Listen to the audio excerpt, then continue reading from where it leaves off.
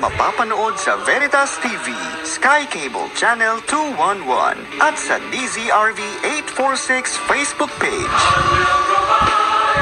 Healing Mass sa Veritas.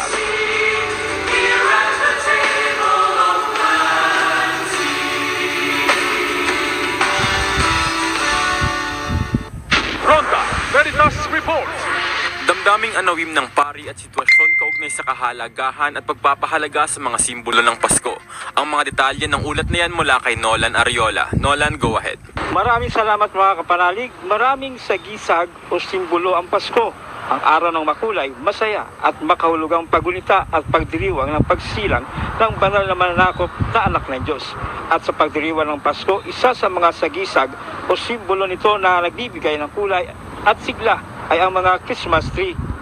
Sa lungsod ng Taguig, pinangunahan ni Mayor Lani Cayetano ang 3 taong pagbubukas sa publiko ng Christmas by the Lake na matatagpuan sa 6 na hektaryang Taguig Lakeshore Complex. Saya sa puso ang hatid sa mga Taguigenyo at bisita sa mabubungarang higanting Christmas tree na may makukulay at kumukutikap na ilaw na may iba't ibang dekorasyon. Ang Lights of Christmas Park ay bukas publiko hanggang January 1, 2025. Gaano po ba ang Christmas tree bilang simbolo ng Kapaskuhan? Christmas tree is a symbol of our hope and then the relationship. We put mga Christmas gifts under the Christmas tree, but tree is always symbolize also Christ because we use the green. It means life, so it always symbolize the green, which is the life, who is a Christ. But at the same time, under the Christmas tree, we put our gift. We share one another. The gifts symbolize our own self. We are putting under the protection of our Lord. At the same time, we exchange our talents and love and all the hope and give to one another. I think that is my own humble understanding of the Christmas tree. Yan ang tinig ni Father Andrew Sio, ang chaplain ng St. Camillus Tirilius Chapel.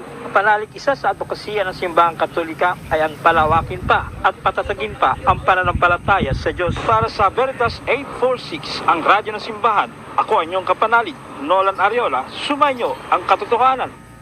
Ronda Veritas Report. Christmas Day is coming soon. Close your eyes. May your dreams fly you high over the December moon.